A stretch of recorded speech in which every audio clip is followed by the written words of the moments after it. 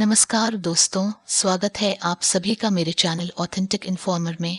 यहाँ केंद्र सरकार के कर्मचारियों के लिए भारत सरकार द्वारा समय समय पर जारी किए जाने वाले नियमों की प्रामाणिक जानकारी उपलब्ध रहती है।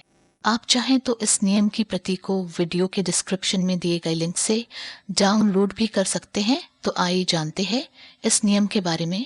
अधिकृत अनुपस्थिति के नियमितीकरण पर समेकित अनुदेश, कार्मिक लोक शिकायत तथा पेंशन मंत्रालय, भारत सरकार के कार्मिक और प्रशिक्षण विभाग के कार्यालय ज्ञापन दिनांक 22 जून 2010 के अनुसार संबंधित विभाग को लंबी अवधि के लिए अधिकृत अनुपस्थिति के नियमितीकरण के संबंध में मंत्रालयों और विभागों से कई संदर्भ प्राप्त होते रहे हैं।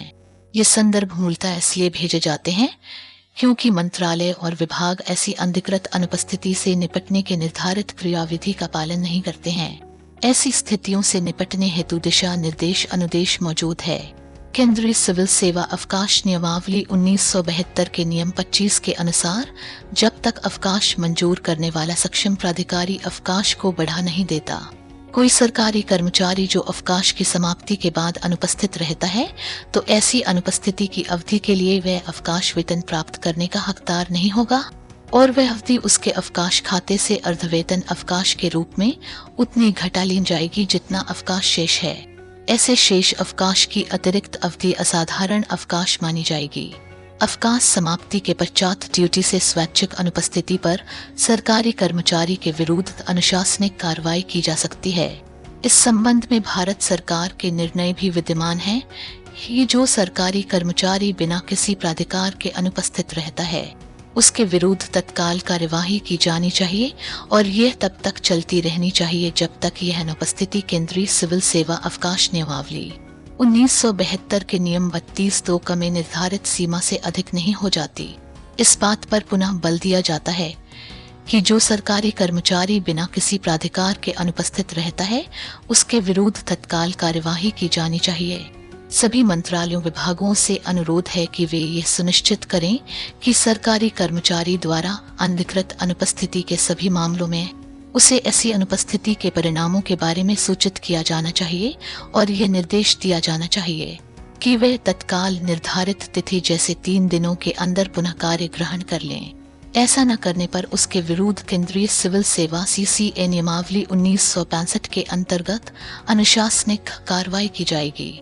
यदि सरकारी कर्मचारी निर्धारित तिथि तक कार्य ग्रहण नहीं करता है तो अनुशासनिक प्राधिकारी को उसके विरुद्ध अनुशासनात्मक कार्रवाई आरंभ कर देनी चाहिए और अनुशासनिक मामले का संचालन और समापन यथाशीघ्र किया जाना चाहिए।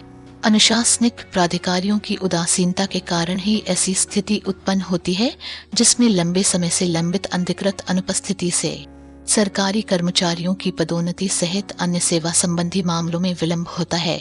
ऐसी स्थितियों से बचने के लिए सभी मंत्रालय विभाग को सभी अनुशासनिक प्राधिकारियों को यह सुनिश्चित करने के लिए सलाह देनी चाहिए कि बिना अनुमति के अनुपस्थित रहने वाले सरकारी कर्मचारियों के विरुद्ध त्वरित कार्रवाई की जाती है और ये कि आरोप पत्र बिना किसी विलंब के जारी किए जाते हैं।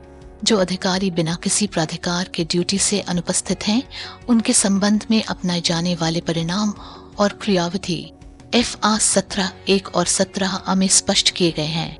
FR 17(2) के अनुसार केंद्रीय सिविल सेवा पेंशन नियमावली 1972 के नियम 27 के प्रावधानों में बिना किसी पूर्वाग्रह के अवकाश, यात्रा, रियायत, अर्थस्थायित्व और विभागीय परीक्षा में बैठने हेतु पात्रता, जिसके लिए निरंतर सेवा की न्यूनतम अवधि आवश्यक है, के उद्देश्यार्थ सक्षम अधिकारी द्वारा किए गए निर्णय से परे बिना किसी प्राधिकार के अनुपस्थित रहने अथवा पद को छोड़ देने से कर्मचारी की सेवा में व्यवधान अथवा भंजन होगा।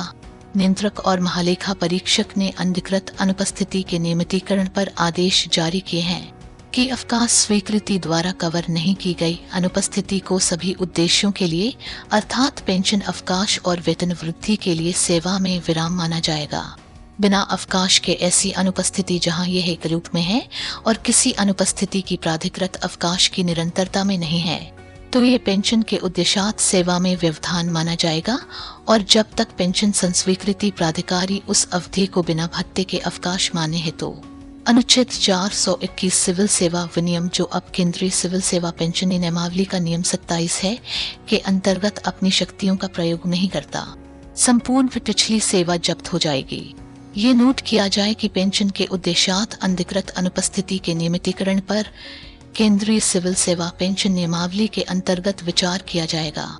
केवल उन मामलों में आवेदन किएगा और शेष और अनुमन्य अवकाश उसको केंद्रीय सिविल सेवा अवकाश नियमावली के अंतर्गत मंजूर किए जाए, जहां अनुशासनिक प्राधिकारी संतुष्ट है कि अनधिकृत अवकाश हेतु प्रस्तुत किए गए कारण न्यायोचित हैं। संपूर्ण जानकारी के लिए आप डिस्क्रिप्शन में दिए गए लिंक से इस नियम की प्रति प्राप्त कर सकते हैं।